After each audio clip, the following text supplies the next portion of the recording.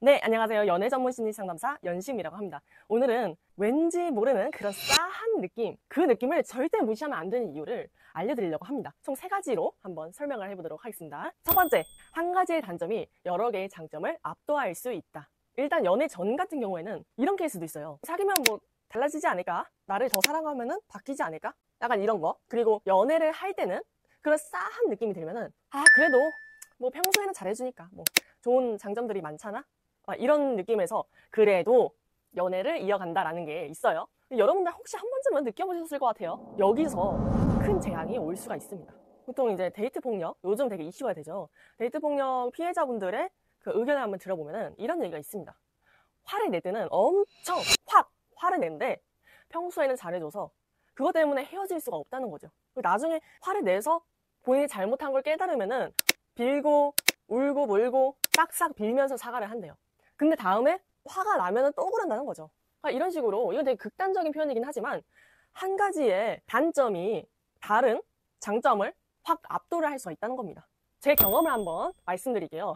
저는 이제 재력이 좋고 이제 뭐 외모도 나쁘지 않은 그 당시에 저보다 훨씬 나은 사람을 만난 적이 있습니다. 이 사람이 글쎄 거짓말을 했고 그거에 대해서 엄청나게 열심히 사과를 했죠. 저는 그때 그 사람을 큰 가치라고 느끼기도 했으며 좋아하기도 했습니다. 그래서 그런 타당한 이유가 될 수 없는 그 거짓말이라는 거를 그냥 넘어갔어요. 근데 지금 생각해보면 정말 바보 같다라고 생각이 드는 게 그 사람이 돈으로 저를 휘둘렀습니다. 그래서 존중이라는 거를 느껴본 적이 없어요. 거짓말을 했는데 내가 그냥 넘어갔으니까 그 사람이 하찮게 생각을 했었던 것 같나 봐요. 그런 식으로 몰아갔고 싸울 때는 가스라이팅 시도를 하기도 했습니다. 하지만 저는 그때 뭐 자존감 책, 뭐 블로그를 쓰면서 극복을 했던 터라 그 위기를 면할 수 있는 그 기회가 있었는데요. 어쨌든 이런 식으로 거짓말이라는 하나의 단점이 나머지의 장점을 압도하는 효과를 낼 수가 있습니다. 그래도 해야지, 연애해야지 이렇게 가신다면은 그 후의 경우에는 아무도 책임져 줄 수가 없다는 겁니다. 그거는 내가 먼저 자각을 했기 때문에 분명 피할 수 있는 신호예요.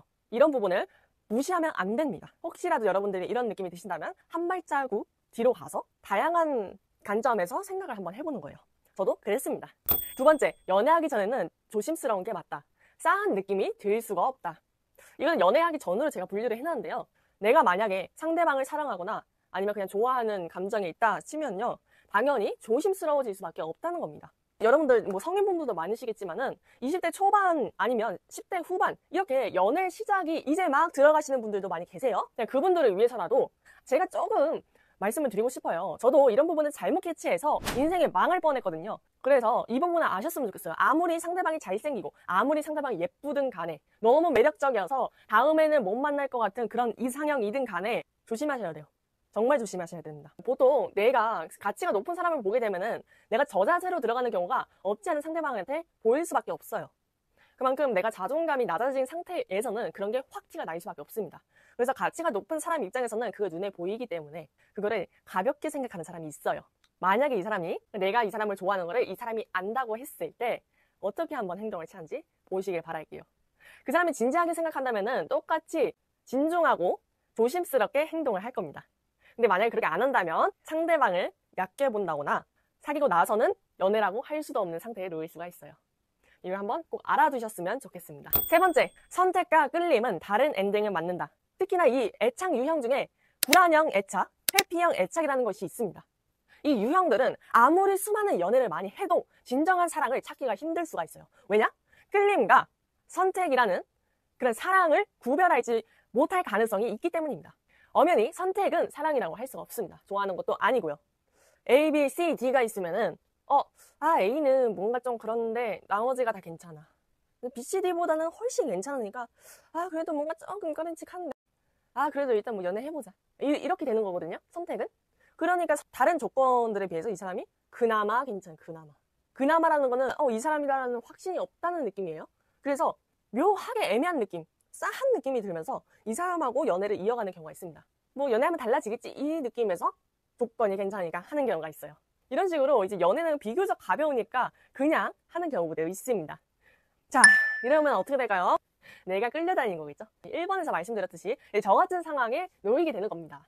끌림, 이거는 내가 불안형인 케이스면은 이 사람이 나한테 뭐 일부러 회피하는 모습을 띄어. 그런 모습을 띄게 되면은 내가 막 너무 불안하고 그런 거야. 근데 거기에서 사랑이라고 느낀다는 거죠. 그거는 엄연히 사랑의 방식을 상대방에게 다르게 뒀기 때문에 그렇게 느껴지는 거예요. 사실상 그걸 사랑이라고 생각할 수가 없다는 거예요, 사실. 안정, 애착을 지니신 분들은 굉장히 이 믿음에 관해서는 흔들림이 거의 없습니다. 그래서 장기간 연애를 계속 이어갈 수가 있는 거고요. 그리고 생각보다 이 사람과 함께 하면서 내 삶도 유지가 되고 이 사람하고의 삶도 유지가 돼. 어느 정도 뭔가가 맞춰져. 그런 안정된 느낌이 결혼까지 갈 수 있는 사랑이라는 거예요. 근데 불안형 애착을 지니신 분들은 이런 감정이 온데간데 없이 막 이런 거를 되게 사랑이라고 생각을 한다는 거예요. 그래서 이런 상태에서 결혼까지 이어가시려는 분이 계세요. 왜냐? 이런 것 때문에 그래도 이 사람들은 불안을 느껴요. 이런 걸 사랑이라고 하지만 이거를 인해서 결혼을 하면은 안정됨이라고 느껴요. 좀 솔직히 좀 깜짝 놀랐습니다. 저도 뭐 연애 시장에서 일을 하긴 하지만 결혼 자체를 안정됨, 안식처라고 잘못 생각하시는 분들이 계십니다. 그거는 지금 결혼하신 분들 아실 거예요. 저도 결혼을 한 건 아니지만 그래도 결혼을 하면은 더 책임져야 될 게 많아집니다. 그래서 안정됨이라고 말을 할 수가 없는 건데 이렇게 잘못 오인하시는 분들이 계시니까 와 이거를 이거 반드시 제가 연애 시장에서 반드시 말씀을 드려야 되겠다 이 생각이 든 거예요. 이 두 가지는 본격적인 뭔가의 안정됨에 들어가기 전까지는 싸한 느낌이 들 수밖에 없습니다. 이렇게 해서 하면은 엔딩이 좀 힘들게 가는 경우가 있습니다. 꼭 한번 확인해 보셨으면 좋겠어요. 조심해 보시길 바랄게요.